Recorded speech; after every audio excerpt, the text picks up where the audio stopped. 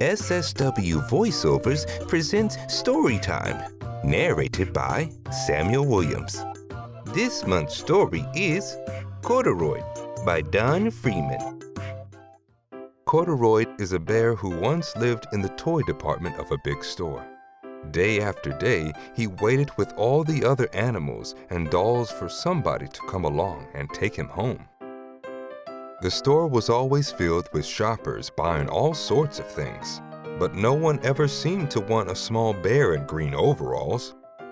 Then one morning, a little girl stopped and looked straight into Corduroy's bright eyes.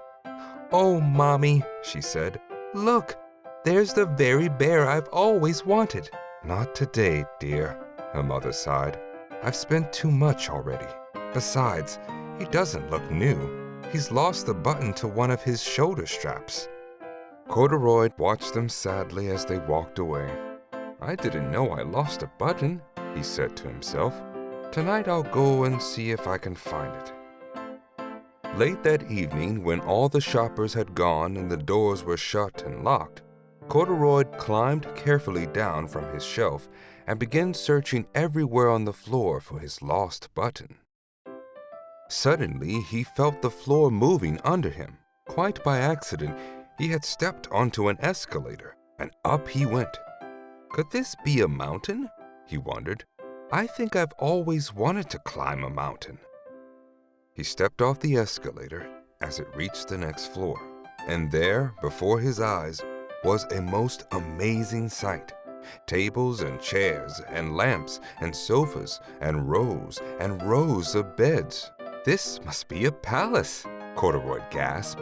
"I guess I've always wanted to live in a palace." He wandered around admiring the furniture.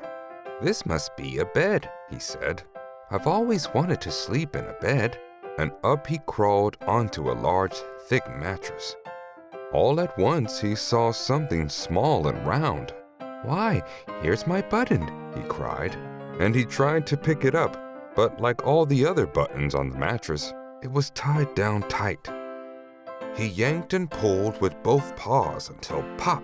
Off came the button, and off the mattress Corduroy toppled, bang, into a tall floor lamp. Over it fell with a crash. Corduroy didn't know it, but there was someone else awake in the store. The night watchman was going his rounds on the floor above. When he heard the crash, he came dashing down the escalator. "Now who in the world did that?" he exclaimed. "Somebody must be hiding around here." He flashed his light under and over sofas and beds until he came to the biggest bed of all, and there he saw 2 fuzzy brown ears sticking up from under the cover. "Hello," he said. "How did you get upstairs?" The watchman tucked Corduroy under his arm and carried him down the escalator and set him on the shelf in the toy department with the other animals and dolls. Corduroy was just waking up when the first customer came into the store in the morning. And there, looking at him with a wide, warm smile, was the same little girl he'd seen the only day before. "I'm Lisa," she said, "and you're going to be my very own bear. Last night, I counted what I've saved in my piggy bank, and my mother said I could bring you home." "Shall I put him in a box for you?" the saleslady asked. "Oh, no thank you," Lisa answered, and she carried Corduroy home in her arms. She ran all the way up 4 flights of stairs into her family's apartment and straight to her own room. Corduroy blinked. There was a chair and a chest of drawers, and alongside a girl-sized bed stood a little bed just the right size for him. The room was small, nothing like that enormous palace in the department store. "This must be home," he said. "I know I've always wanted a home." Lisa sat down with Corduroy on her lap and began to sew a button on his overalls. "I like you the way you are," she said, "but you'll be more comfortable with your shoulder strap fastened." "You must be a friend," said Corduroy. "I've always wanted a friend." "Me too," said Lisa, and gave him a big hug.